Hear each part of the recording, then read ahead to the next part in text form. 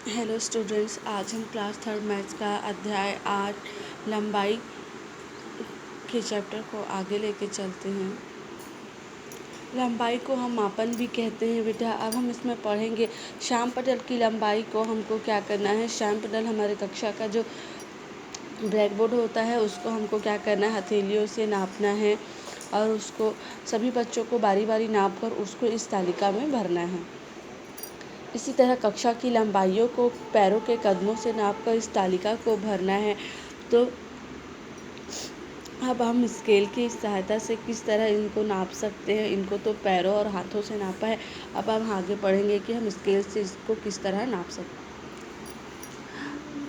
हैं। स्केल देखकर बताओ 1 से 2 तक कितने भाग हैं। 1 से 2 तक कितने भाग होंगे, 1 और ये 2 भाग। 7 से 8 तक कितने भाग होंगे, इसमें भी कितने भाग होंगे, 2 भाग होंगे। 7 के बाद में अगली संख्या आएगी 6, 6 के बाद 8, 7 और 8। हर एक बार भागों को बराबर संख्या बराबर है। दोनों भाग की संख्या कितनी है, बराबर है। ठीक है, यह प्रत्येक भाग मिलीमीटर कहलाता है। क्या कहलाता है, मिलीमीटर कहलाता है। अपने स्केल पर देखकर बताओ 1 से 2 तक कितने मिलीमीटर होंगे, 1 मिलीमीटर।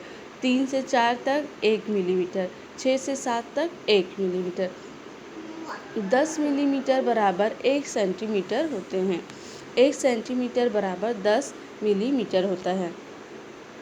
अपनी कक्षा के श्याम पटल को अपने छोटे स्केल से सेंटीमीटर में नापो। हमें क्या करना है, अपने कक्षा में जो हमारे कक्षा में ब्लैक बोर्ड लगा है उसको क्या करना है, स्केल से नापना है।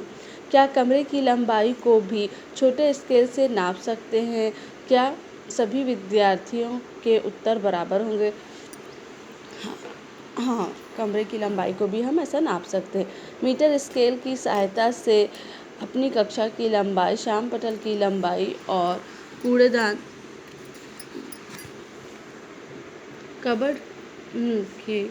कबड्डी के मैदान की लंबाई नापो और उत्तर का मिलान अपने साथियों के उत्तर से करो। सभी बच्चों को क्या करना है, अपने अपने स्केल से कक्षा की लंबाई और अपने ब्लैक बोर्ड की लंबाई हमको क्या करना है,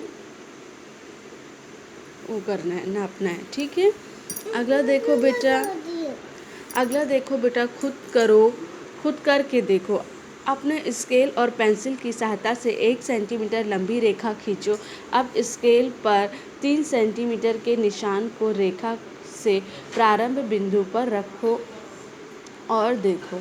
1 सेंटीमीटर खींचना है पहले और उसके बाद क्या करना है, उसको प्रारंभ बिंदु से 3 सेंटीमीटर तक स्केल को देखना है, 1, 2 और 3 तक। ठीक है, रेखा का अंतिम बिंदु स्केल पर किस संख्या की सीध पर है। रेखा का अंतिम बिंदु स्केल की किस संख्या पर है, 3 संख्या पर। अब ऐसे ही काम प्रारंभ बिंदु से स्केल के 4 सेंटीमीटर, 6 सेंटीमीटर, 8 सेंटीमीटर की सीध में रख कर भी करो। तो अंतिम बिंदु क्या था, 3 सेंटीमीटर तक था और ऐसे ही हमको 4 सेंटीमीटर, 6 सेंटीमीटर, 8 सेंटीमीटर में बढ़ाना है और उसके बाद उसको क्या करना है, नाप कर देखना है। अब बताओ,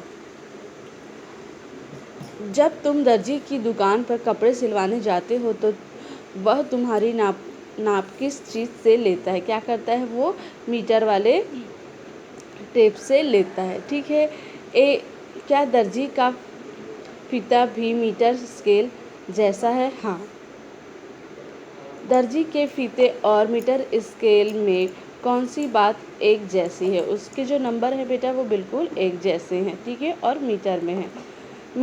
दर्जी के फीते और सेंटीमीटर में कौन सा बात अलग है। एक वो फीते का होता है बेटा और जो दूसरा वाला होता है स्केल प्लास्टिक का होता है और इसमें मीटर में होते हैं नाप और उसमें सेंटीमीटर में होते हैं।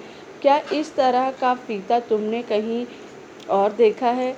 कहाँ देखा है बेटा, एक तो हमको दर्जी के पास दिखता है, दूसरा हम कपड़े खरीदने की दुकान जाते हैं वहाँ भी होता है। ऐसे फीते से क्या तुम अपनी कक्षा की लंबाई नाप सकते हो। बिल्कुल नाप सकते हैं हम इस फीते से। इस फीते से और कौन कौन सी चीज़ें नापी जा सकती है? बेटा किसी भी तरह के मैदान की लंबाई सभी तरह को हम उसमें नाप सकते हैं। ठीक है? Thank you students.